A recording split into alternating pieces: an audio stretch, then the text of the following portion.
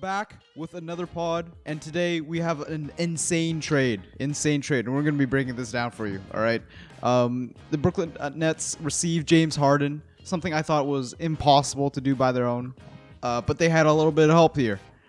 Houston will be getting Karis LeVert, Rodions Kurucs, 4 first-round picks, 4 pick swaps, Dante Exum. The Indiana Pacers will receive Karis LeVert for Oladipo. So Oladipo will also be going to Houston. And the Cavs receive Jarrett Allen and Taurean Prince. E-Man, initial thoughts. What were your reactions? Wow. That was my first initial reaction. Wow, because I didn't know this could be pulled off. Like, I'm still messaging people and I still say, like, no way that this is possible.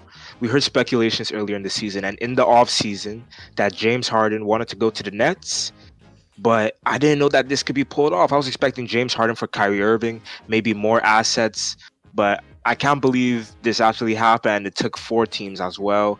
And you have Oladipo going to the Houston Rockets now as well, involving the other trades, but that was my initial reaction, bro. I'm still speechless. How about you? I thought this was I thought he was heading to Philadelphia. I thought they were gonna. There were some rumors about Ben Simmons and Tyrese Maxey, which I thought would have been excellent for Houston as well. But Houston came out pretty good in this trade. They get 4 first-round picks and 4 pick swaps. None of them are protected. All right, they're all unprotected, so they're guaranteed those picks. They also get Victor Oladipo.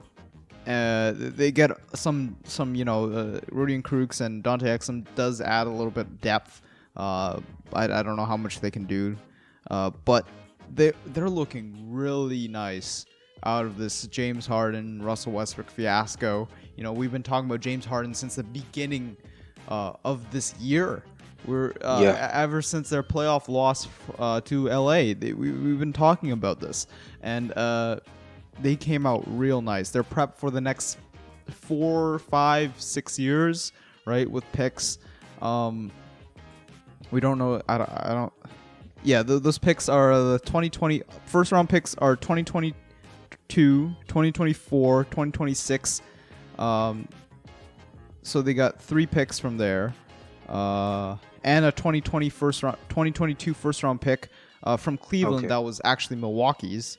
So those are the 4 first-round picks. So they got 2 first-round picks in 2022, 1 2024 first-round pick, and 1 2026 first-round pick, and they're all unprotected. And the pick swaps will be 2021, 2023, so every odd year. So yeah, they're prepped for the next couple years, like 5, 6 years. Yeah. And they remain competitive now. That is important. You know, Victor Oladipo is, he's been injured, right? He's been injured. John Wall's been injured plenty of times. DeMarcus Cousins is probably going to get injured, in the next couple games. But they're really injury prone, but they remain competitive, and they have picks, and they get rid of this headache that is James Harden. Yeah. What I don't understand about this trade is, like, Cleveland Cavaliers, who now have Jarrett Allen, Andre Drummond, and Javale Mcgee. All 3 players who, are solid centers and can only play center. And they get Taurean Prince. Just a little bit about the Cleveland Cavaliers. We did something earlier that we never uploaded, but I was never high on the Cleveland Cavaliers. Were you ever, before the season, before the record? No. Nah. Yeah, no. Me neither. I didn't like the Isaac Okoro pick. I thought I thought they should have picked, either a playmaker or someone to bolster their offense. As you see, they're struggling with offense this year. And I never understood that Andre Drummond Pistons trade. That confused me. Never knew what was going on there, but they somehow made it work. They somehow make it work. They playing excellent defense this year. Excellent defense. And they might be fun to watch. Now with Jarrett Allen and Taurean Prince, who adds another layer of defensive identity, they might look presentable.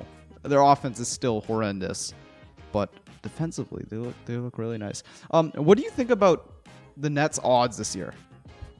Do you think they're right now 100% championship? Because we know there's been some talk about Kyrie, some ridiculous talk about Kyrie. We know James Harden right now just doesn't seem motivated to play. It might be just Houston, but you know it might carry on to the Nets. What are their odds of completely blowing up and having no picks for the future?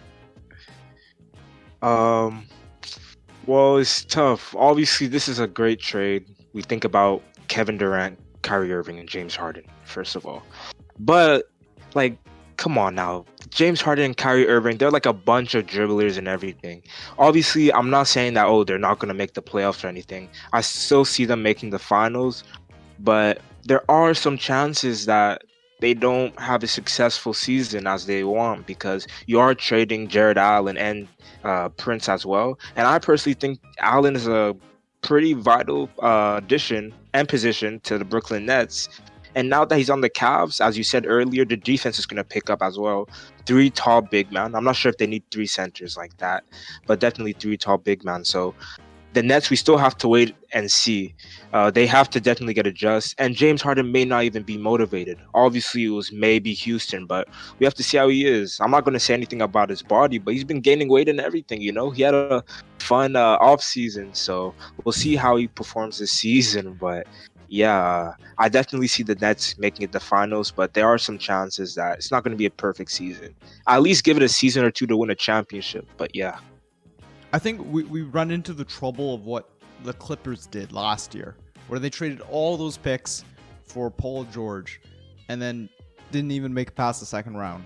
I think we might be seeing similar situation here.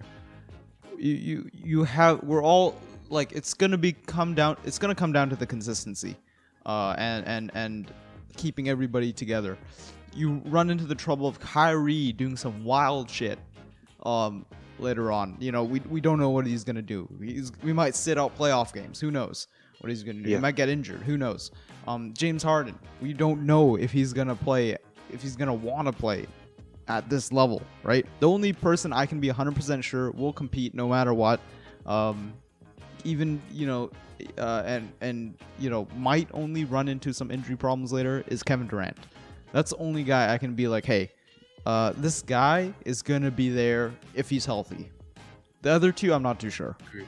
All right? Agreed. And that's going to be the issue. And now they have nobody at the center position right now. They have DeAndre Jordan, who fouls out in like 3 minutes of play. I think they're going to put Jeff Green there, who's only 6'8", right? Yeah, definitely not a center player. So they've carved out their entire roster for this. Yeah, right? We can't forget about LeVert too. Like, he's definitely big.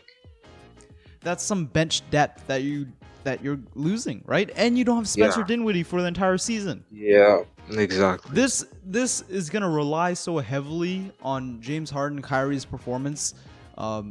If it all goes well, I think finals easily. I'm not sure if they can, you know, guard Anthony Davis. I don't think there's anyone on the Nets who can guard Anthony Davis. But finals, I can see that if all goes well. If one of them are missing, they're not making the finals. Right? If one of them are missing in action, they're not making the finals. This is such a gamble. I think this is the first transaction Sean Marks has made. Who's the executive, who's head of basketball operations in Brooklyn. The general manager, whatever position is, but he made the decision. This is the first decision that he's made that I've disagreed with.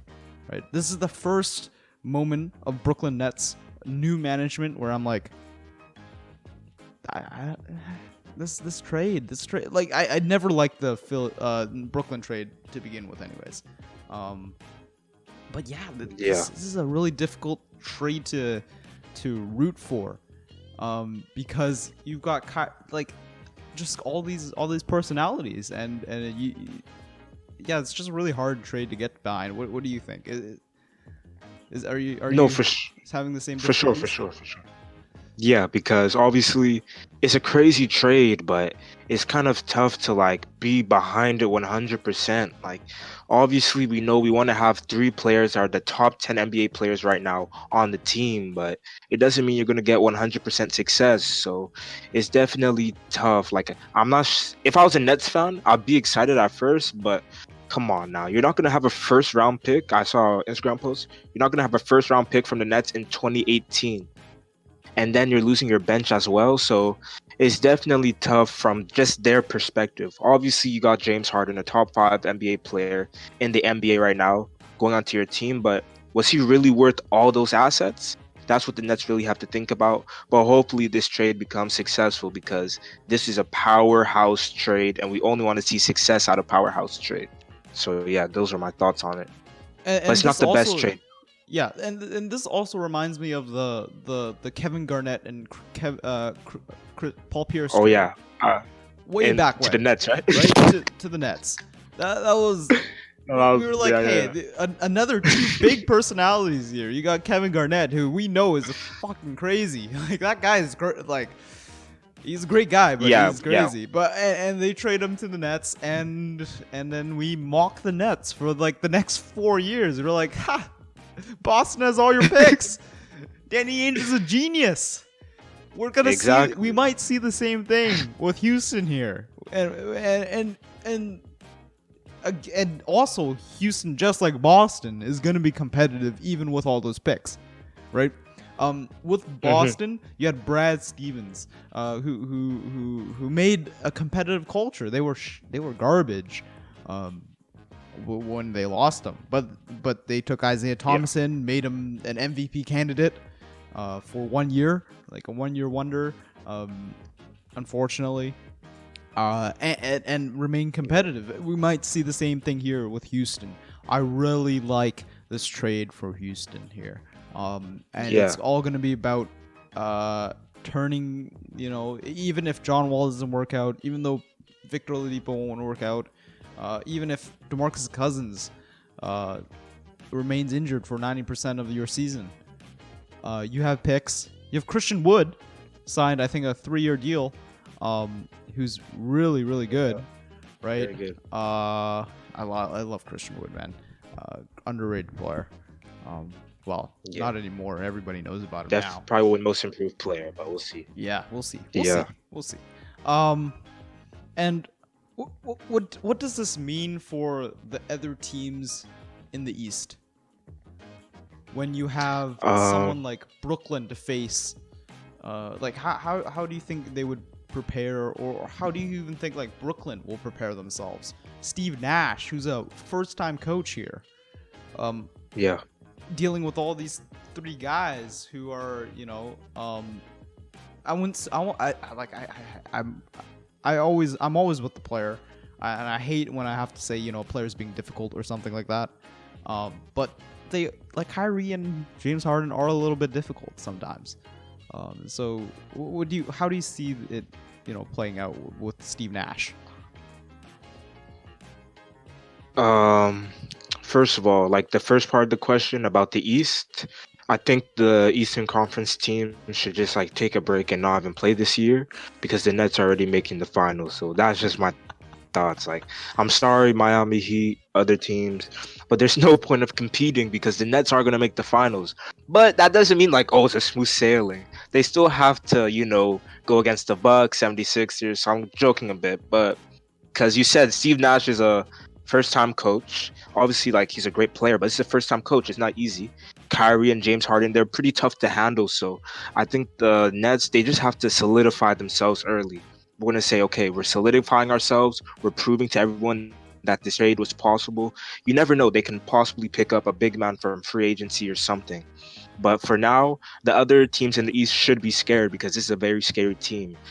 But as you said earlier, you need 3 of the superstars to be on the same court at the same time to win the finals. And on the same page. Because, on the same page, because as we said in the interviews yesterday, John Wall said that, once 15 players are on the same page is good, but everyone was on the same page, but it just wasn't James Harden.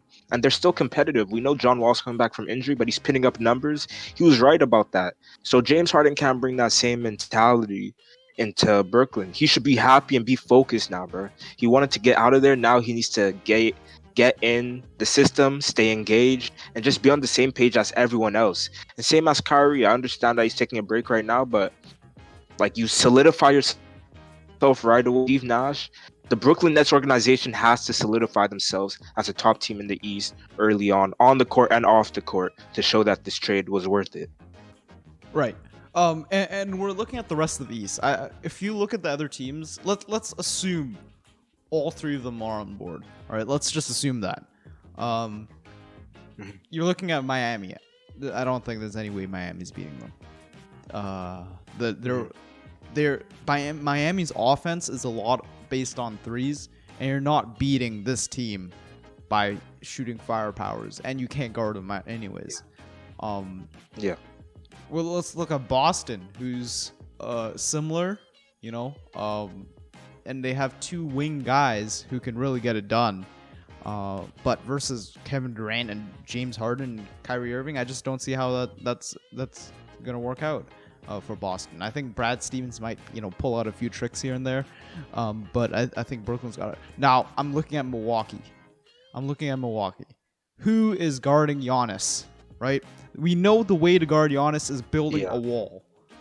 Who is your wall here? Jeff Green's not your wall. Jeff Green it looks like a midget beside Giannis Antetokounmpo. Giannis Antetokounmpo is going to rip them apart.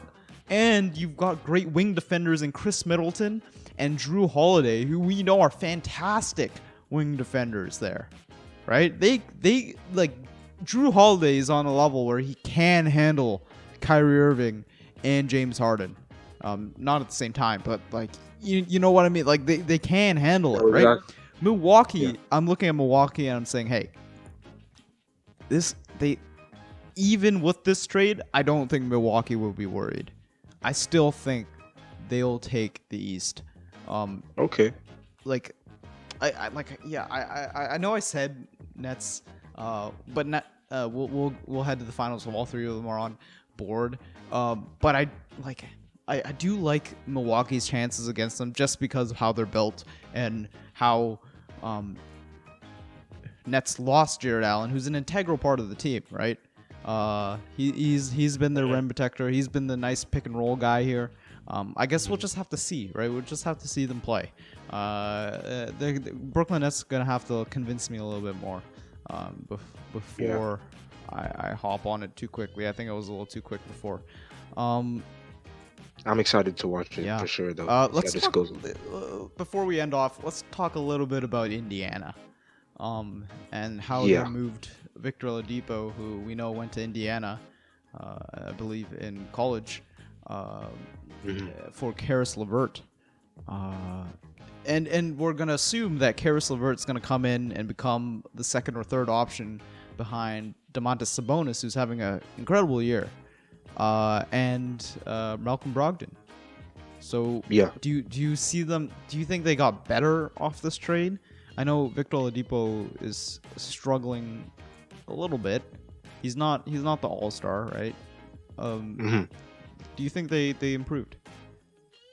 Well, all I know is that last season, Victor Oladipo apparently wanted out from the Indiana Pacers, so that's why I thought he was going to Miami over the summer, but that didn't happen. So, he just continued. Obviously, he's not back at the All-Star level. So, it's great that he went there to Houston, but I'm not sure if Indiana won that part of the trade. I love LeVert. I don't want to talk down about him, Whenever any of the star players for the Nets aren't there, he's the one that's picking up the slack and going to work. But I just don't really see him, improving the team, being better than Victor Oladipo. Because Oladipo is a better player. LeVert, he still needs to fit in the system.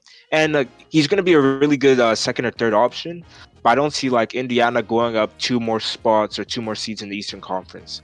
I see them still in their positioning. They might even go to a play-in because LeVert, again, he's not a star player, but he does his job and he does it well. I'm excited to still see Indiana, but definitely not the best arrival for them. They could have gotten more additions or anything like that. So yeah. Yeah. So I guess Brooklyn, best case scenario, finals championship. What I think is most likely is something like the Clippers, right? Because you don't Clippers struggle guarding big guys, like Nikola Jokic. They're gonna struggle guarding big guys with Brooklyn. Worst case scenario, Kevin Garnett, Paul Pierce trade, which was worst scenario. Great. So yeah, thank you for your time. That's all we have for today. I guess we'll just have to see the Nets play. Play, and then maybe we'll talk about it a little bit more. All right. See you guys next time. See you.